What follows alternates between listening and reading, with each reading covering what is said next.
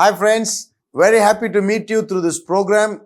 ஒவ்வொருத்தருடைய வாழ்க்கையிலும் தைரியப்படுத்தவும் அவங்க வாழ்க்கையை கட்டுகிற செய்திகளை சொல்றது எனக்கு ஒரு பாரம். அதை செய்யணுன்ற ஒரு ஆசை, ஒரு நோக்கமே டு பில்ட் லைஃப்ஸ். ஸோ இதன் மூலம் உங்களை சந்திக்கிறது எனக்கு சந்தோஷம்.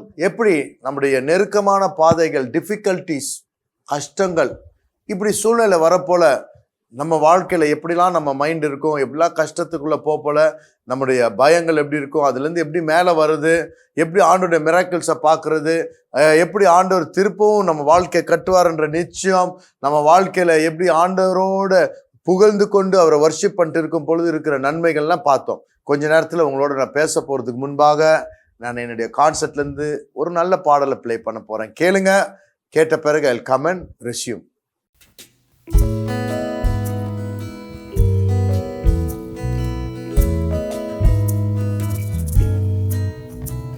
நான் சோர்வின் பள்ளத்தாக்கு நடக்கும் போது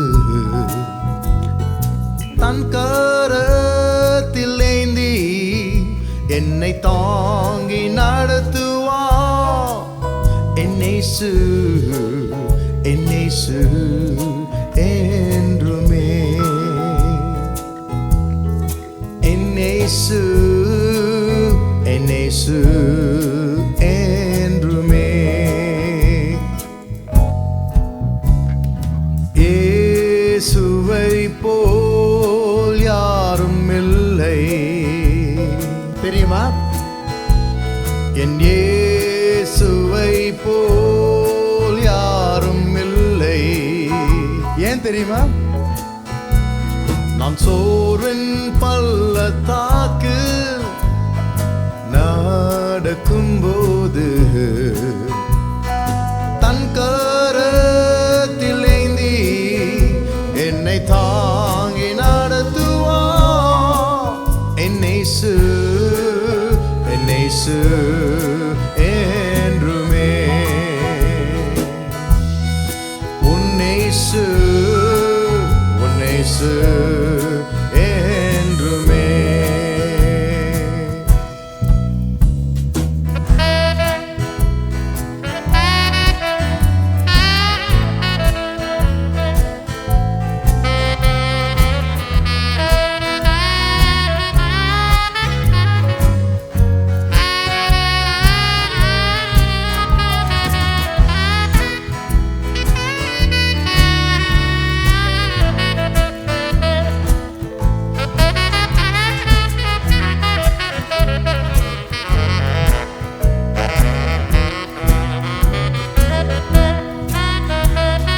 சோர்வின் பள்ளத்தாக்கு நடக்கும் போது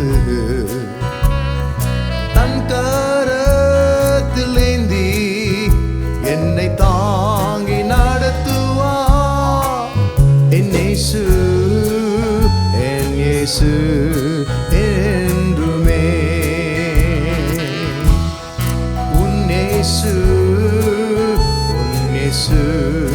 என்றுமே. இயேசுவை போல் யாரும் இல்லை. இயேசுவை போல் யாரும் இல்லை. என் இயேசுவை போல் யாரும் இல்லை. நான் சோர்வின் பள்ளத்தாக்கு நடக்கும் போது தம் கரத்தில் ஏந்தி என்னை தாங்கி நடத்துவா என்னேசு என்றுமே உன்னேசு என்றுமே.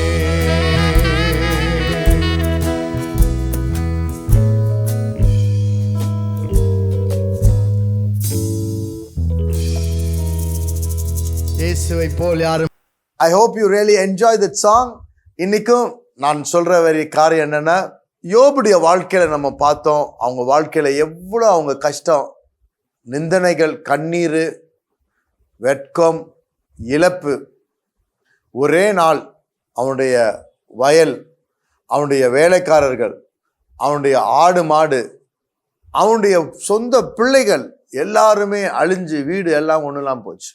அந்த சத்தம், சோகமான ஒரு அழுக, வெசனம், நண்பர்கள் வந்து மோன் பண்றாங்க. இந்த ஒரு சூழ்நிலையில அவனுடைய உள்ள எப்படி இருந்திருக்கும்? அவனுடைய வாழ்க்கையில எல்லாமே கைவிடப்பட்ட சூழ்நிலை. அவன் சரீரத்தில் அவ்வளோ நோய், பிசாசானவன் சோதிக்கிறான். அந்த மாதிரி ஒரு நெருக்கத்துல தன் மனைவி சொல்லுகிறது, நீ இவ்வளவு தூரம் யோக்கியமாக ஆண்டவருக்கு உண்மையாக இருந்த, ஆனா என் நடந்த காரியம் இப்படி நடக்குது. நீ வணங்குற தேவனை தூஷித்து நீ செத்துப்போ, அது உனக்கு நலமா இருக்குன்றாங்க. இந்த மாதிரி ஒரு ஆலோசனை கிடைக்கணும் நமக்கு அப்படின்ட்டு எதையுமே பொருட்படுத்தாமல் அவர் செய்த ஒரே காரியம், துக்கமான நேரத்துல, நெருக்கமான நேரத்துல, தன்னுடைய கஷ்டத்தின் கண்ணீரின் பாதையில அவர் தன் தலைமுடி எல்லாத்தையும் மொட்டை அடித்து கொண்டு, அவன் சட்டை, அவனுடைய உடுப்பு எல்லாத்தையும் கிழிச்சிட்டு, அப்படின்னா ஏன் கிழிக்கிறாங்கன்னா அவனுடைய व्यसனத்தை அறிகுறிக்கிறது. மோர்னிங் அவன் தரையில விழுந்து அழுது பெறல. அவன் செய்த காரியம் ஆண்டவரை வர்ஷிப் பண்ணாராம். பாருங்க, இதன் நிமித்தம் அவன் வாழ்க்கையில எப்படி அவன் மைண்ட் ஆண்டவர் மேல வைத்திருக்கிறதுக்கு உதவியா இருந்துச்சுன்னு பார்த்தோம். அது மட்டும் இல்ல, இது செய்யறதுனால அவன் வாழ்க்கையில எப்படி ஒரு பெரிய ஒரு ஆசீர்வாதத்துக்கு பரலோகத்தின் கதவை திறந்தது. அவனுடைய ஆராதனை நசுக்கப்பட்ட ஒரு சூழ்நிலையில ஒரு சாக்ரிஃபைஸ் ஆஃப் பிரேஸா இருந்துச்சு. அது மட்டும் இல்ல, நம்ம போகிற கஷ்டங்கள்லாம் பார்த்தீங்கன்னா அதெல்லாம் வந்து ஒரு ஷார்ட் லைஃப் தான், ஷார்ட் டியூரேஷன் தான் இருக்கும். எந்த ஒரு புயலுமே பல மாதங்களுக்கு நீடிக்காது, பல வாரங்களுக்கும் நீடிக்காது. எல்லா கஷ்டங்களும் ஒரு கொஞ்ச காலம்தான். ஆனா அந்த காலத்துல போல நம்ம எப்படி பிஹேவ் பண்ண போறோம், அந்த கஷ்டத்தின் மத்தியில நம்ம எப்படி நடந்து கொள்ள போறோம், அந்த கஷ்டத்தின் மத்தியில போல அந்த சூழ்நிலையை பயன்படுத்தி என்னுடைய அன்பையும் என்னுடைய விசுவாசத்தையும் நிரூபிக்கிறதுக்கு ஒரு தருணமா இருக்குதுன்னு, to prove of faithfulness to God. அந்த நேரத்துல ஆண்டவரை ஆராதித்து அவரை புகழ்றாங்க. புகழும் பொழுது என்ன நடக்குதுன்னா, பரலோகம் திறக்கப்பட்டு ஆண்டவருடைய பிரசனம் வருது. அது மட்டும் இல்ல, அவனுடைய வாழ்க்கையில இது ஏதோ ஒரு பேர்காலத்துல வர ஒரு பெயின் மாதிரி தான். அதுக்கப்புறம் ஒரு நல்ல செய்தி வருது. அவனுக்கு ஒரு பெரிய மீட்பு. அவன் இழந்தது போனதை காட்டிலும் பல மடங்கு அவனுக்கு நன்மை வருகிறது. அவனுக்கு ஏகப்பட்ட ஆடு, ஆயிரக்கணக்கான ஒட்டகங்கள், 10 பிள்ளைகள். அந்த வசனம் சொல்லுகிறது, அவனுடைய முந்தின நாட்களை காட்டிலும் அவனுடைய பிந்தின நாட்கள் ரொம்ப அழகாக ஆண்டவர் ஆசீர்வதித்து சந்தோஷமா வைத்து, அவன் பிள்ளைகளை போல எந்த ஒரு பிள்ளைகளும் அந்த ஊர்ல இருந்ததே இல்லை. அவ்வளோ அழகா இருந்தாங்களாம். அப்படி அவருடைய முத்தின வயது வரைக்கும் அவர் வாழ்ந்து வாழ்க்கையில எத்தனையோ ஆண்டுகள் இருந்தார். இப்ப நான் என்ன சொல்ல வரேன்னா, நம்ம வாழ்க்கையில ஒரு அழகான எதிர்காலம் காத்து கொண்டு இருக்கிறது அப்படின்ற ஒரு சூழ்நிலையில ஆண்டவரை துதிக்கணும். துதிக்கிறதுனால எப்படி ஒரு வறட்சி நீங்கி ஒரு பசுமையாக காரியங்களை மாத்துற ஒரு கிருபை நம்ம வாயில இருக்கு, நம்ம கையில இருக்குன்னு சொன்னோம். கடைசியாக உங்களோட நான் சொல்ல வேண்டிய காரியம் என்னன்னா, இந்த கண்ணீரின் பாதையில போல வெறும் வர்ஷிப் பண்ணிட்டு உட்கார்ந்தோம், வெறும் நம்ம ஆராதிச்சோம் அப்படின்னு இல்லை. அந்த சூழ்நிலையில கூட நம்ம என்ன பண்ணணும், நம்பிக்கையோடு நம்ம செயல்படணும். அப்படின்னா வசனம் சொல்லுகிறது, சங்கீதம் 126:5-6 சொல்லுகிறது, கண்ணீரோடு விதைக்கிறவன் கம்பீரமாய் அறுப்பானா. கஷ்டத்தோடு நஷ்டத்தோடு ஆனாலும் விதைக்கிறான். வீட்டுல உட்கார்ந்து சோகத்துல இல்லை, அவன் செய்ய வேண்டியதை செய்யறான், ஒரு நம்பிக்கையோட செய்யறான். அழுக ஒரு பக்கம் இருக்கு, ஆனாலும் கஷ்டம் ஒரு பக்கம் இருந்தாலும் அவன் செய்யறான். அதுதான் கண்ணீரோடு ஆண்டவரை துதிக்கிறது. கண்ணீரோட துதிக்கிறதுனா கஷ்டத்தின் மத்தியில துதிக்கிறது அவர் இருதயத்தை தொடுது. ஆனாலும் கஷ்டத்தோடு நம்ம செய்யப்படுறோம். அந்த பிசினஸ்ல கஷ்டம் இருக்குது ஐயா, எவ்வளவு வெக்கம் இருக்குது, ஆனாலும் மனம் தளராமல் திருப்பியும் ஓட முடியாட்டா கூட நொண்டியாச்சும் போய் நான் காரியத்தை செய்வேன்ற ஒரு பிடிவாதத்தை செய்து பாருங்க. உங்க வாழ்க்கையில ஒரு பெரிய மாற்றம் நடக்க போகுது. உங்க வாழ்க்கையில வரும் நாட்கள்ல பெரிய ஆசீர்வாதத்தை காணுவோம். அதான் வசனம் சொல்லுகிறது இன்னொரு இடத்துல, they were still praising God in the house of the Lord. அவர்கள் துதித்து கொண்டே இருந்தாங்க. அப்ப என்ன ஆகுது, அவங்க பலத்திலிருந்து பலம் போகும் பொழுது, அந்த ஒரு அழுகையின் பள்ளத்தாக்கை ஊட அவங்க நடக்கும் பொழுது அதை நீரூற்றாய் மாறினாங்க. இன்னைக்கு உங்க லைஃப் சிச்சுவேஷன் அழுகையின் பள்ளத்தாக்கா இருக்கலாம், பட் அதை நல்ல பசுமையான ஒரு வயலாகவும் நல்ல நீரோற்றம் உள்ள ஒரு ஸ்பிரிங்ஸாகவும் மாற்ற முடியும். இது எப்படின்னா, you be still praising God. என்ன நடந்தாலும் அந்த வசனம் சொல்லுகிறது, ஸ்டில் பிரைசிங் காட். அவரை இன்னுமாக துதித்து கொண்டே இருக்கிறது. அதுதான் சங்கீதம் 84:4 வசனத்தை பார்த்தீங்கன்னா, they were still praising God. அவங்கள நாளெல்லாம் விடல, அதை பண்ணிக்கிட்டே இருக்கணும். அதுதான் செழிப்புக்கு காரணம். அழுகையின் பள்ளத்தாக்கு கூட போனா கூட பரவாயில்ல, பலத்தின் மேல் பலன். நம்ம வாழ்க்கையில இந்த ரகசியத்தை நம்ம பின்பற்றும் பொழுது நம்ம வாழ்க்கையில கண்ணீரோடு விதைக்கிறோம், அதை கம்பீரமாய் நீ அறுப்பாய். கண்டிப்பா அந்த கம்பீரமாய் அறுக்கிற ஒரு காரியம் நம்ம வாழ்க்கையில உடனே வராட்டாலும் நிச்சயமாக வருன்ற நம்பிக்கை. வசனம் சொல்லுகிறது, யோசேப்புடைய வாழ்க்கையில அவன் போன பாதை கண்ணீரின் பாதை. அவன் போனது அவதூறாக நடத்தினாங்க. குற்றச்சாட்டு நியாயமில்லாமல் செய்யாமல் பொய் சாட்சி வச்சு எல்லாம் செஞ்சுட்டாங்க. ஏன்னா அதிகாரிகளா இருக்கிறனால. இந்த பையனுக்கு சிறு வயது, தூர தேசத்திலிருந்து வந்திருக்கான். இவனுக்காக பரிந்து பேசுவோர் யாரும் இல்லை. இந்த மாதிரி ஒரு சூழ்நிலையில சொந்த அண்ணன்மார்களும் அவனை விற்று போட்டாங்க, கொலை செய்ய முயற்சாங்க. முயற்சி மட்டும் செய்யல, ஒரு தண்ணி இல்லாத பள்ளத்துல தூக்கி போட்டான். அதுக்கப்புறம் அவனை எடுத்து அவனை ஒரு அடிமையாக வித்து விட்டான். தூர தேசத்தை துரத்தி விடுவோன்ட்டு அவன் எகிப்துக்கு வரான். அங்க அவனை விற்கப்பட்டு போத்திபாருடைய வீட்டுக்கு ஆண்டவர் அனுப்புறார். அங்க உண்மை உத்தமமா இருக்கிறவனை பொய்யா சொல்லி ஜெயில போடுறாங்க. அங்கும் அவனுக்கு உயர்ந்த ஒரு ஸ்தானத்தை கொடுத்து அதிகாரி கண்ணில் தயவு கிடைத்து, ஆனாலும் எல்லாருக்கும் நன்மை செய்தாலும் நன்மை பெற்றவர்கள் இவனை மறந்து போறாங்க. இந்த ஒரு சூழ்நிலையில எல்லாரும் மறந்து புறக்கணிக்கப்பட்டு அவதூறாக பேசினாலும் கர்த்தர் அவனை மறக்கவில்லை. உன்னுடைய கஷ்டமான நாட்கள் இருக்கலாம், இன்றைக்கு ஒரு சிறைசாலை போல நெருக்கத்துல இருக்கலாம். ஆனா சொல்றேன், ஆண்டவர் சொல்லுகிறார், ஐயா உங்க வாழ்க்கையில இன்றைக்கு ஒரு பள்ளத்துல இருக்கலாம், தண்ணீர் இல்லாத குழியா இருக்கலாம், இல்லாட்டா அது ஒரு சிறைச்சாலை போல இருக்கலாம். வருத்தப்படாதுங்க, உங்களுக்கு ஒரு அரண்மனை காத்து கொண்டு இருக்குது. சீக்கிரம், it's a matter of time. ஆனா அந்த ப்ராசஸ்ல பார்த்தீங்கன்னா முறுமுறுக்கல. கர்த்தர் யோசேப்போடு கூட இருந்தார். இந்த எக்ஸ்பீரியன்ஸ், அவர் என்னோடு இருக்கிறது தான் எனக்கு தைரியம். அவர் என்னோடு இருந்தால் நான் எல்லாத்தையும் சாதிக்க முடியும். கஷ்ட நேரத்துல தாவீது சொல்றார், என் தேவனுடைய பலத்தினால நான் ஒரு சேனைக்குள்ள பாய முடியும். பாருங்க என்ன தைரியம். இன்றைக்கு நம்ம வாழ்க்கையில் இருக்கிற தைரியம் பணமோ நண்பர்கள் மட்டுமல்ல, நம்ம வாழ்க்கையில் தேவன் நம்மோடு கூட இருக்கிறது. இதை ஆண்டவரை எப்பொழுதுமே துதிக்கும் பொழுது ஆண்டவருடைய பிரசன்னத்தையும் சந்தோஷத்தையும் நம்ம உணரலாம். அது மட்டும் இல்ல, நல்ல ஒரு எதிர்பார்ப்போட நம்ம கடின உழைப்போட கண்ணீரோட விதைக்கலாம், காரியத்தை செய்யலாம். டூ இட் வித் ஹோப், ஒரு நம்பிக்கையும் எதிர்பார்ப்பும். அப்போ உன் எதிர்பார்ப்பு வீண் போகாது. எல்லாரும் உன்னை துக்கப்படுத்தலாம், நீ முட்டாளுன்னு சொல்லலாம், பரவாயில்ல. எல்லாரும் சொன்னாலும் கஷ்டப்பட்டு முயற்சி பண்ணி படித்து கொண்டே இரு. படிக்க ட்ரை பண்ணுவோம், செய்ததே திருப்பி செய்து பார்ப்போம். நம்ம சோர்ந்து போக வேண்டாம்.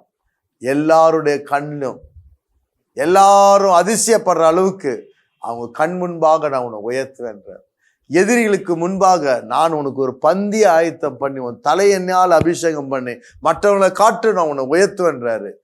நம்ம செய்ய வேண்டிய வேலையை சோர்வுக்கு இடம் கொடுத்து நம்மளே கைவிடப்பட்டவர்களை போல நம்ம நிற்கக்கூடாது, மனம் தளரக்கூடாது. நம்ம என்ன செய்யணும், நான் செய்யறதை செஞ்சுக்கிட்டே இருப்பேன். ஈசாக்குடைய வாழ்க்கையில எல்லாரும் வாக்குவாதம் பண்ணி தகராறு பண்ணிட்டு இருந்தாங்க. ஒவ்வொரு இடமா போய் கிணற வெட்டுறான். கிணறு வெட்ட வெட்ட சண்டைக்கு வராங்க, நிறுத்துறாங்க, வாக்குவாதம் பண்றாங்க. எத்தனையோ இடத்துக்கு போறான், எத்தனையோ இடத்துக்கு வந்தா கூட அவன் செய்வதை நிறுத்தல. அவன் போய் அவங்க அப்பா நட்டி அவங்க வச்சிருந்த ஒரு பியூட்டிஃபுல் வெல் எல்லாத்தையும், அந்த கிணறெல்லாம் எதிரிகள் கல்லை போட்டு மூடி வச்சிருக்காங்க. அவன் என்ன பண்றான், நான் திருப்பியும் போய் அதை தோண்டி எடுக்கிறேன்றான். உடனே தண்ணி வருது. முயற்சி முயற்சி விடாமுயற்சி. கடவுள் அவன் செய்ததெல்லாம் ஆசீர்வதித்தார். உன் கையின் பிரயாசத்தை ஆசீர்வதிப்பேன்ற. இன்றைக்கு உன்னுடைய நெருக்கத்துல கூட நீ விதைக்கிறதை நிறுத்த வேண்டாம். உன் உண்மையான கஷ்டப்பட்டு படிக்கிறது, முயற்சி பண்றது, பிஸ்னஸ் எல்லாத்தையும் செஞ்சு கொண்டே இருப்போம். 2-3 இடத்துல நமக்கு வெட்கம் வந்தாலும் பரவாயில்ல, நம்ம சோர்ந்து போகக்கூடாது. தாவீது அவன் அண்ணன்ட்ட பேச போல, அண்ணே நான் போய் இந்த கோலியாத்தை வின் பண்ணிடுவேன்னு அவன் அவதூறா பேசி அலட்சியப்படுத்துறான். ஒன்றும் செய்யல, சண்டை போடல.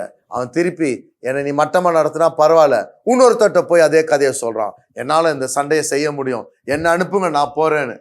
கடைசியில் இந்த சத்தமும் இந்த செய்தியும் ராஜா காதில் விழுந்து அவன் தயவு கிடந்து அவன் அங்கே போய் அந்த போரை வின் பண்ணி, சண்டையை வின் பண்ணி, கோலியாத்தை தோக்கடித்து இவன் சிங்காசனத்தின் பாதையில் அழகாக போயிட்டு ஒரு நாள் ராஜாவாயிட்டான்.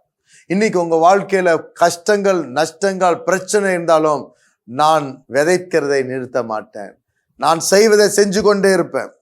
நான் செய்யற ஊழியத்தை செஞ்சு கொண்டே இருப்பேன். நான் செய்யற பிசினஸை செய்வேன். நான் சோர்ந்து போய் பயந்து போய் நான் நிற்க மாட்டேன். கர்த்தர் என்னை ஆசீர்வதிப்பார். இந்த நாள்ல கூட தட்டுங்கள், திறக்கப்படும். தட்டுங்கள், திறக்கப்படும். பேசுங்கள், சூழ்நிலை மாறும். தைரியமாக இருப்போம், ஆண்டவரை துதிப்போம். Still praising God and you will see the blessings of God take over your life. இன்றைக்கும் நான் சம் பண்ணி சொல்றேன், முழுசாக உங்க வாழ்க்கையில யோபு ஆண்டவரை வர்ஷிப் பண்ணார். பல மடங்கு மீட்டு ஆண்டவர் கொடுத்து அவனுடைய லேட்டர் டேஸ், முந்தின நாட்களை காட்டிலும் பிந்தின நாட்கள் ரொம்ப ஜெகஜோதியா இருந்துச்சு. அதனால கர்த்தர் உனக்கு முன்பாக ஒரு திறந்த வாசலை வைத்திருக்கிறார். பயப்படாத. சூழ்நிலையை கண்டு வாழ்க்கை முடிஞ்சிச்சு நினைக்காதுங்க. கண்ணீரை துடைத்துட்டு ஆண்டவரை துதி செய்யுங்க. சூழ்நிலை மாறும், உன் உயர்வு வருகிறது, உன் எல்லை பெரிதாகும். கர்த்தர் சில சமயம் அனுபவித்த காரியங்கள் வாழ்நாள் ஃபுல்லா இருக்காது, ரேரா தான் நடக்கும் இந்த ஸ்டாம்ஸ். ஆனா தீமையிலிருந்து உன்னை விடுதலை பண்ணி நீடி ஆயுசும் பலனும், உன் பிள்ளைகள் ஒரு ஆசீர்வாதமாக இருப்பாங்க. நீ செய்வதெல்லாம் வாய்க்கும்.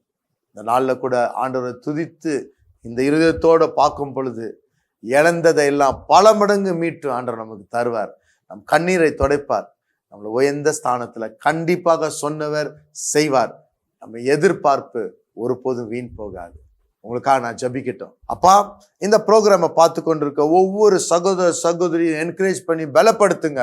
அவங்க வாழ்க்கையில அவங்க எப்பொழுதும் துதித்து கொண்டு எக்காலத்திலும் என் கர்த்தரை துதிக்க போறேன், அவர் துதி எப்பொழுதும் என் வாயிலே இருக்கும் அப்படின்னு தீர்மானத்தை நீ ஆசீர்வதித்து அவர் வாழ்க்கையில ஒருபோதும் வெட்கப்படுத்த நீர் அளவு பண்ண மாட்டீர். இந்த கஷ்டங்கள் எங்களை உருவாக்கட்டும். ஜெகஜோதியான ஒரு எதிர்காலம் அவர்கள் வாழ்க்கையில ஆண்டவரே, லெட் இட் பிளாசம் லார்ட். அவங்க வாழ்க்கையில லெட் இட் ஸ்ப்ரிங் ஃபோர்த். அவங்க வாழ்க்கையில உதிக்கட்டும். ஒரு அற்புதத்தை செய்யுங்க, ஆசீர்வதிங்க. இயேசுவின் மூலம் கேட்கும் பிதாவே, ஆமென். உங்க வாழ்க்கையில கூட ஜெபம், ஆலோசனை தேவை. நீங்க அப்படி ஆசைப்பட்டீங்கன்னா எங்க ஃபோன் நம்பரு கூப்பிடலாம். அது மட்டும் இல்ல, நாங்க செய்யற ஊழியத்துல இந்த ஒரு முயற்சியில எனக்கும் ஒரு பங்கு வேணும், நானும் இதுல இணையணும், என்னுடைய நன்கொடையை கொடுத்து ஹெல்ப் பண்ணணும், இந்த மாதிரி டிவியில மற்றவங்களுக்கும் சோர்வா இருக்கிறவங்களுக்கு நானும் இந்த பணியை செய்யணும், இதுல இணையணும்னு ஆசைப்பட்டுங்கன்னா தெரியப்படுத்துங்க. உங்களுடைய உதவி அதிகமாக எங்களுக்கு ஒரு பெரிய ஆசீர்வாதமா இருக்கும். We will appreciate your help and your support. Keep in touch with us. We will always pray for you. Whatever your need is, தெரியப்படுத்துங்க. God bless you. Bye. Dear friends, எப்பொழுதுமே நம்முடைய நிகழ்ச்சி ஞாயிற்றுக்கிழமையில இருந்துச்சு. இப்பொழுது ஞாயிற்றுக்கிழமையிலிருந்து புதன்கிழமையாக மாறி இருக்குது. அதே 10:30 மணி நைட்டுக்கு நம்ம நிகழ்ச்சி வரும், பாருங்க. அது மட்டும் இல்லை, நம்முடைய யூடியூப்ல போய் Isaac Joe MNM Isaac Joe TV ministries இதை டைப் பண்ணுங்கன்னா நம்முடைய தமிழ் செய்திகளையும் நீங்கள் பார்க்கலாம். நீங்கள் அதில் போய் நீங்கள் சப்ஸ்கிரைப் பட்டன் அமுக்கி அதில் இருக்கிற பெல் பட்டனையும் அமுக்குனுங்கன்னா நம்ம ரிலீஸ் பண்ணுற ஒவ்வொன்றும் தவறாமல் உங்களுக்கு முதல்ல அறிவிக்கப்படும்.